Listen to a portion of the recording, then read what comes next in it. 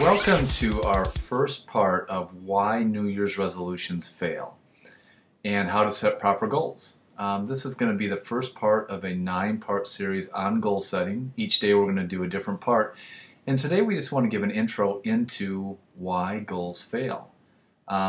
Without really having the research directly in front of me, without giving you a percentage on what percentage of people who set goals actually fail at reaching them, I think we can all conclude that the majority of people who go to set goals end up failing at them, or it doesn't come to fruition the way they might have planned. So what we want to look at in this series is why. Why do people not have the ability to reach the goals that they set? And so what we're going to look at is, in trying to answer the question why, is I'm not going to come out and exactly tell you what it takes to reach your goals. What we want to look at is kind of answer the question why. Why do people fail? You know, what are people not doing to make it more difficult for them to reach their goals? And I think at the end of this whole 9-part series, we're going to be able to have a much better idea on what we may be doing wrong, what most people may be doing wrong, or on the flip side, what people are doing right. Because there are, the truly successful people out there are reaching goals. They are looking at things and wanting to accomplish things, and then they are actually reaching them. So what are they doing differently that we're not doing? What are they doing differently that most people are falling short on? And is there a common theme there? So we want to look at and get into the mind of successful people. We want to get into the mind of what we consider behavior modification, and those that are achieving, their goals. What are they doing differently? What are they doing differently from other people? And in answering those questions, we're going to be able to help identify what we can do to reach the things that we truly want to.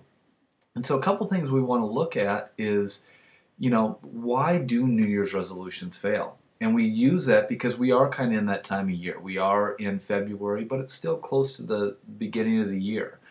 And we use the why New Year's resolutions fail because that is typically the most common time when people set goals. It's like, okay, when do Christmas trees get bought?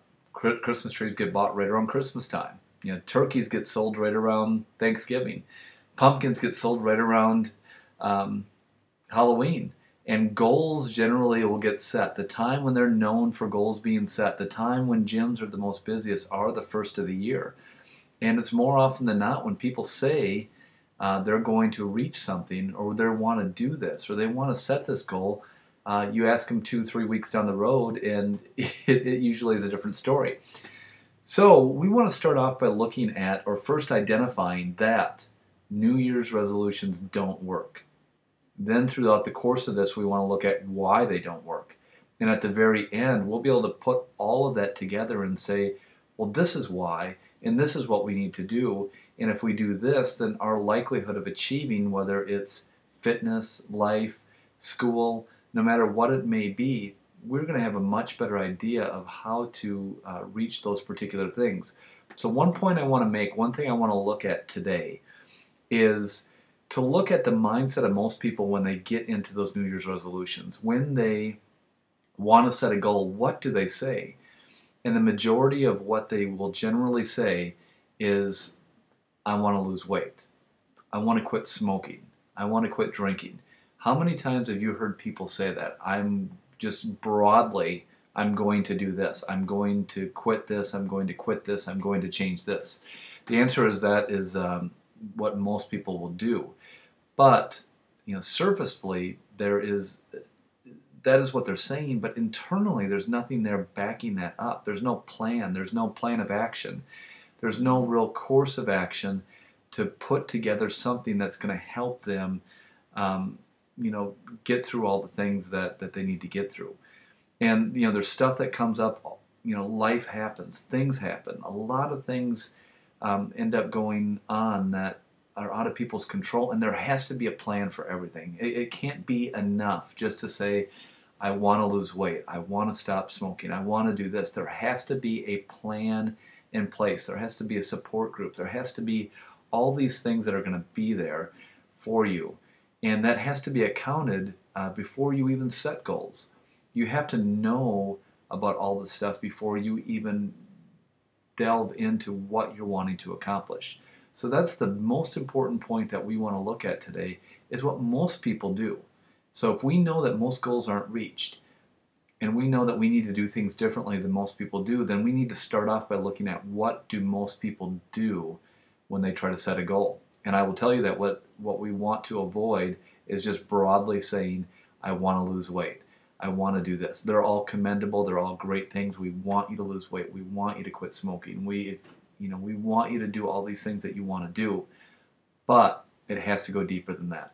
And the problem is that it's not the desire. The desire for people is they want to change. The desire for people is they want to improve things or quit things. But the problem is they don't know how to go deeper.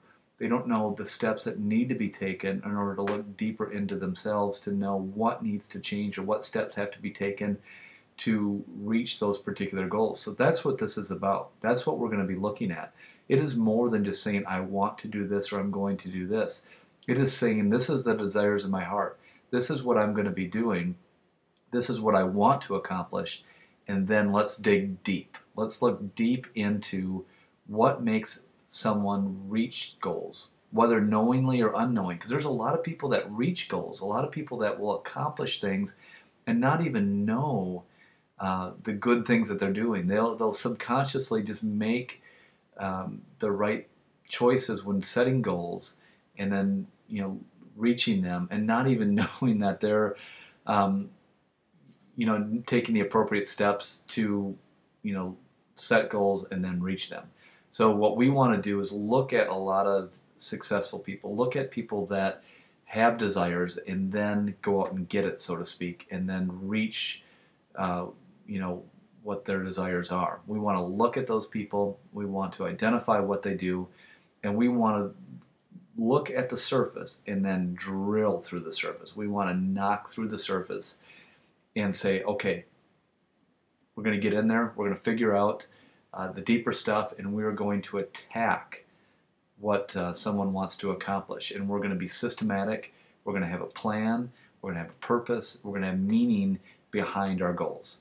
So that is the intro into why New Year's resolutions fail and how to set proper goals. That is the whole basis for our talk today. That's the whole basis for our whole series, and we're going to get deeply into how to set goals, how to do that, what people do to become successful in goal setting. And by the end of this 9-part series, I hope that we can all identify what we need to do. Because even though it may be difficult, even though it may be uncomfortable and take work, we will know what we need to do in order to accomplish that. So thank you for joining us today, and I'll look forward to seeing you tomorrow on part 2. And part 2 is going to be ready. This is the tagline for Forster Fitness. Be ready, have faith, forgive yourself. You have to be proficient in positive thinking. And that is what tomorrow's discussion will be on. So thank you for joining us today.